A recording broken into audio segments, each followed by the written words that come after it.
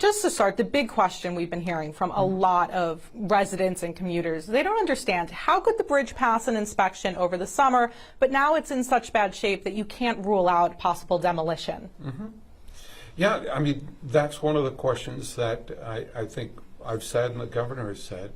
We've got a number of engineering companies working toward finding out exactly what happened, when it happened, and what caused it to happen. So I think we're in the process of getting those answers, and we'll have them when the engineers finish their study.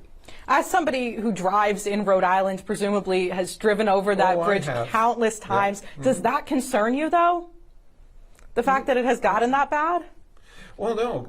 I mean, so I've been here 8 years. In that time, we at DOT, because of changes we made here, have fixed over 300 other bridges that are very, very much like this. And we said back 8 years ago, we have many bridges in Rhode Island. We had more structurally deficient bridges than any other state in the country. We're fixing them.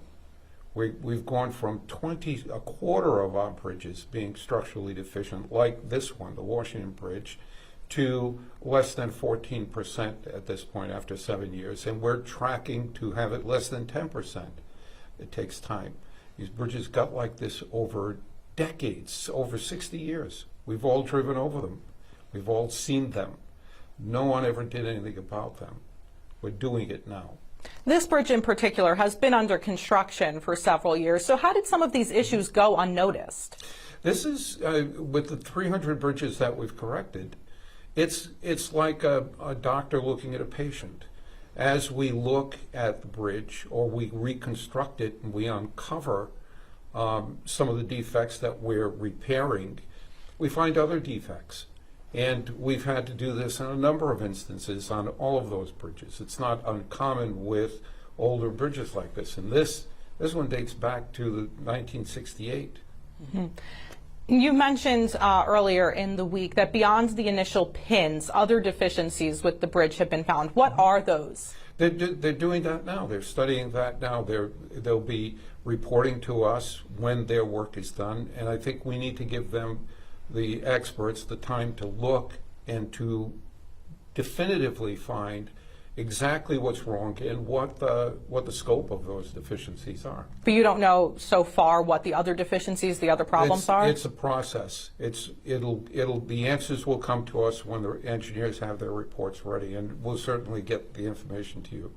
Have you been out speaking to some of the people in Providence, East Providence especially, who have been most impacted by this? I speak to people every day who are impacted by this, and certainly I understand that they could be frustrated with this, but this is happening because it has to. We're putting in place, we have to have them understand that what we're doing because it is necessary. It's necessary from the standpoint of everyone's safety.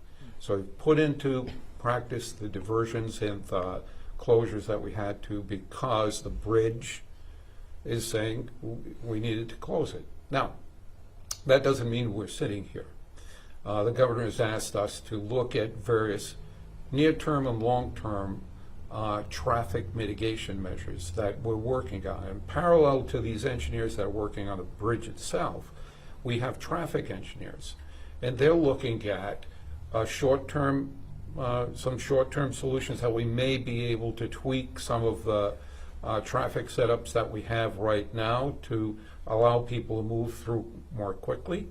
I think the biggest one was the opening of the bypass lanes on 195. That, I mean, took us almost back to where we were prior to the bridge opening. The travel time through there, as we speak right now, I was checking with our traffic engineers, from Seekonk to the Providence divergence heading west is about 27 minutes. And that's a bit different than it was before, but not a lot different. The problem for a lot of people, especially in East Providence, is on 195, yes, it's maybe a 15, 20-minute slowdown during rush hour, but to turn and get onto 195, that traffic in East Providence is still backed up. I spoke to someone yesterday. It takes them 15, 20 minutes just for somebody to let them pull out of their own driveway. Yeah. Are there mitigation efforts that can be done to help with that? Yeah, we're looking at all of those. One of the tracks, taking the roads in East Providence to the Henderson Bridge, track not much more than the 27 minutes. So yes, it's an inconvenience at present. If people let us know what driveways they're having trouble getting out of, we will certainly work with the town of the city of East Providence to see if we can mitigate some of that. So if you have some of that information, send it to us, and we'll see what we can do. When you guys announced that initial estimate of 3 months before the bridge would be back open, where did that come from? So that's what we knew at the time. That was the day of the bridge closing, and we knew for a fact that there were a couple of pins that we saw that were visible that had snapped. And our engineers looked at that and said, oh, okay, if we need to fix those, it's going to take us about 3 months.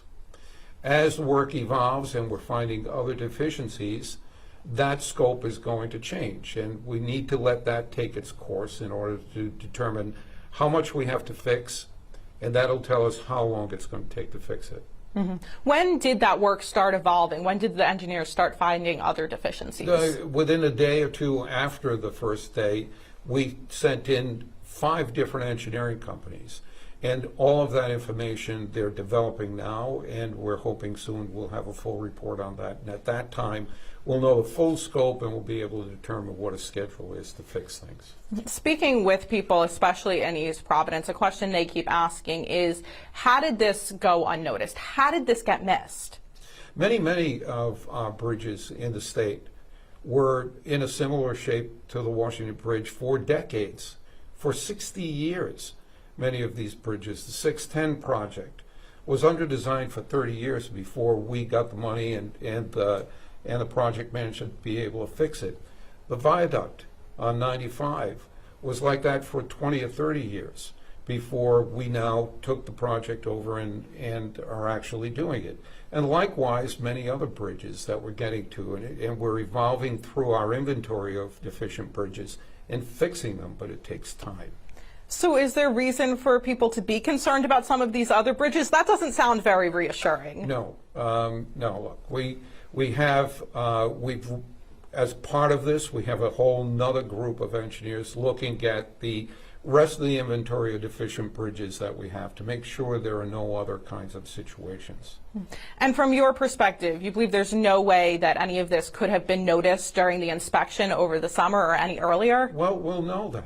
That's part of the forensic analysis that's being done. And the governor's commissioned a separate report. We have engineers working on a report on that. And I'm sure out of those will evolve the answers to the kinds of questions that you have and we have about that. Are you re-looking at any other bridges that maybe recently passed inspections, just double checking that nothing else went overlooked? We started doing that weeks ago. We started having our engineers and consultants take a look at our other bridge inventory to make sure that we don't have any. And as of yet, we haven't uncovered any. You said you have still questions. You're waiting to hear from the engineers. What are some of those things you're hoping they'll find out as they do this work? Well, I think exactly what you said. What caused it? How long ago did it break? When did it break? How did it break? How do we fix it? All of those questions. Another question we're hearing over and over again from viewers is the question of responsibility. Is somebody going to be held responsible for all of this? I think the forensic reports and the studies that we're doing will have the answers to those questions, and then we'll know. Right now we're concentrating on keeping it safe, getting people to where they have to go efficiently, and fixing the structure. I think this week a lot of people were just surprised to hear, all options are on the table, because that wasn't something that had been said prior, and that 3-month timeline is now out the window. When did you first come to that realization that we needed to have all options on the table, and then that 3-month timeline was just not going to be feasible? All the options were on the table from day one with this. From early in January, in our discussions with the governor, we had discussed that we're looking at many different options, and that's where we are. Until we have all of the facts, we're not changing that. Any estimate on when that might be? No estimate yet. No. Perfect. Anything else you want to add? Nope, I think we're good.